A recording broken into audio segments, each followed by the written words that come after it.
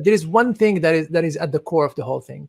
At the core of the human being who is behind this is always the human being who is behind this. The human being and the tendencies of the human beings and the desires of the human beings are always going to be there. So the cure to all of this, the cure to it is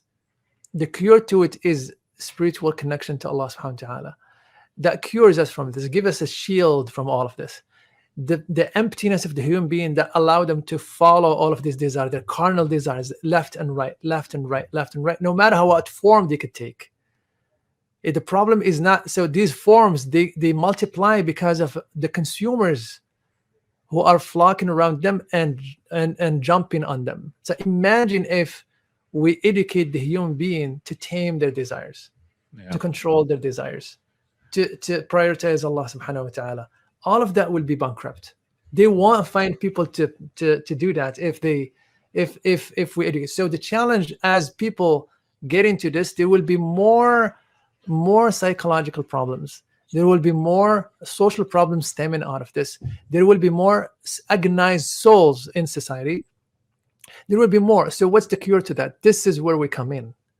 This is where we come in. This is where we have to present a spirituality that is spirituality that answers the existential questions of people, that remedy all of these ailments of human being that are going to be that are the essential elements of the human all over its history. But now they're going to be put on steroids. Yeah. And at the end, who is going to suffer is the souls of people. There will be more agonized people. There will be more people who are suffering inward. There will be more families who are suffering. There will be more children who are suffering. The rate of sadness in girls in between the age of 11 and 21 in America is beyond what you can imagine. It's like 60% to 65% is what the Atlantic had ran probably 4 or 5 articles on why the girls are sorrowful, why the girls are sad. People are sad and they're miserable and they don't know why. It's the exact definition of agonized souls. Yeah, they're going after these little girls nonstop, Sheikh Hassan. It is unbelievable. You know, through Instagram and TikTok. I mean, it is a concerted campaign to try to strip these girls of just their innocence and of their being and their soul, and just turn them into I don't know what. Absolutely. So the idea in here is that when we get first to their hearts by love of Allah Ta'ala, praying together. It doesn't take much that after the prayer we sit down for 20 minutes for dhikr. It doesn't take much. We institutionalize it. Everybody is busy. We understand that. We institutionalize 20 minutes of dhikr on a daily basis. After Maghrib, nobody goes anywhere. We're sitting there. We do the dhikr after the prayer. And we sit down and we do dhikr. We read a little bit of Quran and we do dhikr until 20 minutes, 25 minutes. That's it. Do some La ilaha illallah. Do some salat upon the Prophet sallallahu alaihi wasallam. Read a surah. Make dua. Each one of us can make dua. We can choose one dua. We repeat it 10 days, 15 days until everybody memorize it. And then we move to another dua, move to another dua, move to another dua. In 6 months, 7 months, your children will memorize 40 dua from the Prophet ﷺ. Just by repeating that. They will memorize surahs that they never thought they could memorize. Read Surah Sajda every single night with them. Read Surah Al-Mulk every single night with them. Right?